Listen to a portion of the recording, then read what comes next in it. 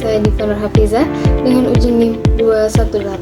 Di sini saya akan menjelaskan tentang teknik analisis data dalam penelitian kualitatif. Selanjutnya, latar belakang. Dalam penelitian kualitatif, teknik analisis data sudah jelas karena diarahkan untuk menjawab rumusan masalah atau menguji hipotesis dengan metode statistik. Sedangkan dalam penelitian kualitatif, data diperoleh dari berbagai sumber melalui triangulasi dan dianalisis secara terus-menerus sehingga datanya jenuh. Menurut Miles dan Huberman, analisis data kualitatif sulit dilakukan karena belum ada metode baku. Analisis memerlukan kreativitas dan kemampuan intelektual tinggi. Analisis data merupakan proses menyusun data dari hasil wawancara, observasi, dan dokumentasi, serta sistematis untuk menemukan pola dan makna. Analisis bersifat induktif, dilakukan sejak sebelum, selama, dan setelah penelitian di lapangan. Selanjutnya, teknik analisis data dalam metode penelitian kualitatif. Nah, yang akan kita bahas adalah pengertian teknik analisis data. Jadi, teknik analisis data adalah proses mencari dan menyusun secara sistematis data yang diperoleh dari hasil wawancara, catatan lapangan, dan dokumentasi dengan mengorganisasikan data ke dalam kategori dan menjabarkan ke dalam unit-unit, melakukan sintesa, menyusun ke dalam pola, memilih mana yang penting dan yang akan dipelajari, serta membuat kesimpulan sehingga mudah dipahami oleh diri sendiri maupun orang lain. B. Teknik analisis data menurut para ahli. Jadi, menurut beberapa para ahli, mereka mengemukakan beberapa teknik analisis data. Yang pertama yaitu analisis data di lapangan menurut model Miles dan Huberman. Miles dan Huberman mengemukakan aktivitas dalam analisis data kualitatif dilakukan secara interaktif dan berlangsung secara terus-menerus sampai tuntas, sehingga datanya sudah jenuh. Aktivitas dalam analisis data yaitu data collection, reduction data, display data, dan conclusion, drawing atau verification. Pada saat wawancara, peneliti sudah melakukan analisis terhadap jawaban yang diwawancarai. Bila jawaban yang diwawancarai telah dianalisis dan ternyata belum memuaskan, peneliti akan melanjutkan pertanyaan lagi sampai tahap tertentu sehingga diperoleh data yang dianggap kredibel atau dapat dipercaya. Langkah-langkah analisis data menurut Miles dan Huberman. Yang pertama itu ada data collection atau pengumpulan data. Nah, pengumpulan data dilakukan dengan cara observasi, wawancara yang mendalam, dan dokumentasi. Bahkan kombinasi dari ketiga hal tersebut atau biasa disebut dengan triangulasi. Proses ini dapat berlangsung berhari-hari, berbulan-bulan untuk mendapatkan data yang kaya dan bervariasi. Yang kedua itu ada data reduction atau reduksi data. Nah, reduksi data ini adalah proses merangkum, memilih hal-hal yang pokok, serta memfokuskan pada aspek yang penting, serta mencari tema dan pola dari data yang diperoleh. Reduksi data membantu peneliti menyederhanakan data yang kompleks sehingga lebih mudah untuk ke tahap penelitian selanjutnya. Nah, yang selanjutnya itu ada data display. Nah, data display dilakukan dengan cara menampilkan data dalam bentuk uraian naratif, bagian tabel atau flowchart agar peneliti dapat memahami situasi yang terjadi dan merencanakan langkah penelitian berikutnya. Yang terakhir itu ada conclusion drawing atau verification, penarikan kesimpulan dan verifikasi. Ini merupakan tahap terakhir dari langkah Miles dan Huberman. Nah, di mana peneliti menarik kesimpulan sementara yang kemudian diverifikasi dengan bukti-bukti yang nyata atau valid. Jika bukti tersebut kuat, maka kesimpulan menjadi kredibel atau dapat dipercaya. Yang kedua, itu ada teknik analisis data di lapangan menurut model Spradley. Rangkaian kegiatan penelitian Spradley mencakup sekuen penelitian yang maju dan bertahap atau developmental research sequence. Berpijak pada sekuen penelitian etnografis tersebut, ada 5 tahap penelitian etnografi, yaitu yang pertama, analisis wawancara, yang kedua, analisis domain, yang ketiga, analisis taksonomi, yang keempat, analisis kompetensial, dan yang kelima, analisis tema. Langkah-langkah analisis data menurut Spradley. Jadi yang pertama itu ada analisis wawancara etnografis. Analisis ini bertujuan untuk menggali pengetahuan budaya yang terselubung melalui wawancara dan catatan etnografis. Makna budaya dibangun melalui simbol, di mana bahasa menjadi simbol utama. Peneliti fokus pada rujukan yang ditunjuk simbol dalam konteks pengalaman masyarakat, bukan dalam konteks simbol itu sendiri. Nah, yang kedua, yaitu ada analisis domain budaya. Nah, analisis ini bertujuan memahami pola budaya dalam situasi sosial yang diamati. Setiap domain memiliki cover term atau nama domain, invert term, kategori rinci, dan cinematic relationship, hubungan antara kategori, dengan 9 tipe universal untuk menemukan pola budaya. Yang ketiga, yaitu ada analisis taksonomi. Jadi, setelah domain ditemukan pada analisis yang tahap kedua, maka peneliti memilih fokus penelitian dan memperdalamnya melalui pengumpulan data berkelanjutan. Selanjutnya, dilakukan analisis taksonomi, yaitu menguraikan data berdasarkan domain yang telah ditetapkan untuk memperdalami kategori. Hasilnya dapat berupa bentuk diagram kotak, diagram garis dan simpul, serta diagram outline. Nah, yang keempat itu ada analisis komponensial.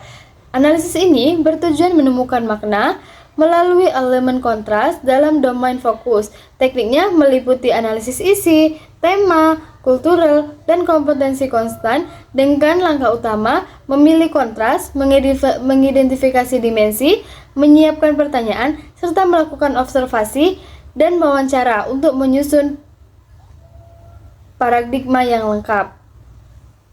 Kemudian langkah terakhir dari analisis menurut Spartley yaitu ada analisis tema dan budaya. Nah, analisis ini bertujuan untuk menemukan benang merah yang mengintegrasikan hasil analisis domain, taksonomi, dan kompetensial sehingga situasi sosial menjadi lebih jelas. Peneliti harus melepaskan prasangka awal dan melihat kondisi nyata di lapangan, bahkan menemukan judul penelitian baru dari temuan tersebut. Yang ketiga, yaitu teknik analisis data menurut Bogdan dan Bicklin. Jadi, menurut Bogdan dan Bicklin, analisis data penelitian kualitatif bersifat deskriptif, induktif, naratif, dan kontinu, sehingga analisis sudah dilakukan sejak proposal dan terus berlanjut di lapangan. Nah, jadi peneliti perlu mempersempit fokus studi, tetap pada jenis penelitian yang dipilih, dan mengembangkan pertanyaan analitis, merencanakan pengumpulan data berdasarkan observasi sebelumnya, kemudian mencatat komentar, dan menguji ide suatu tema dengan informan kunci, mulai mengeksplorasikan literatur, serta menggunakan metafora, analogi, dan konsep untuk menangkap makna sosial secara kontekstual.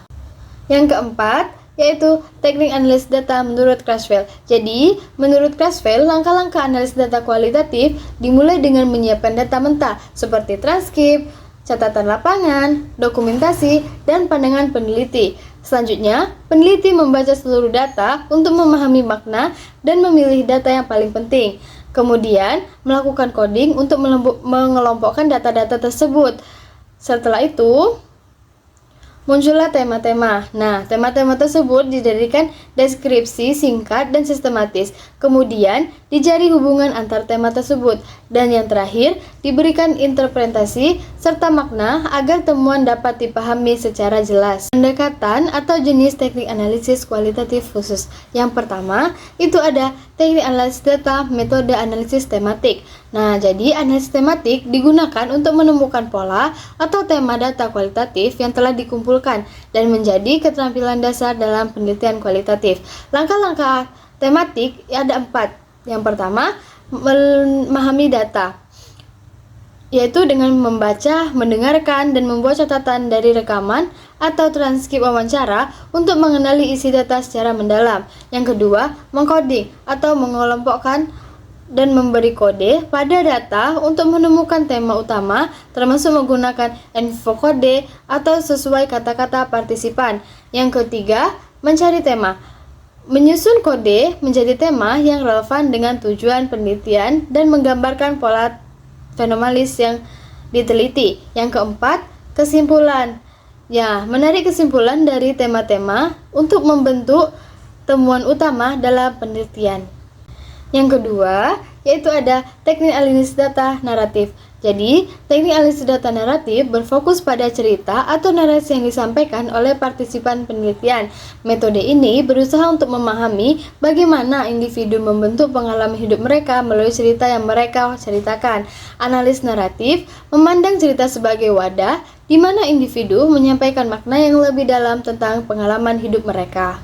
Yang ketiga, yaitu ada teknik analisis data grounded theory. Nah, jadi grounded theory adalah metode analisis data yang bertujuan untuk mengembangkan teori berdasarkan data lapangan, bukan dari teori yang sudah ada. Metode ini cocok digunakan untuk memahami fenomena kompleks dan membangun teori baru secara induktif.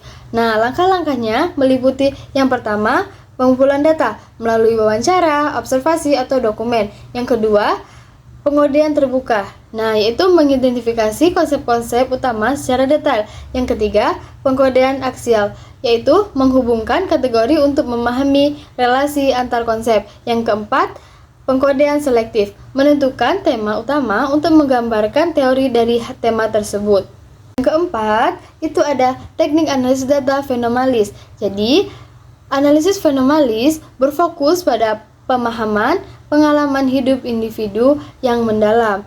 Nah, proses analisis fenomenalis melibatkan berbagai tahapan. Yang pertama, deskripsi awal.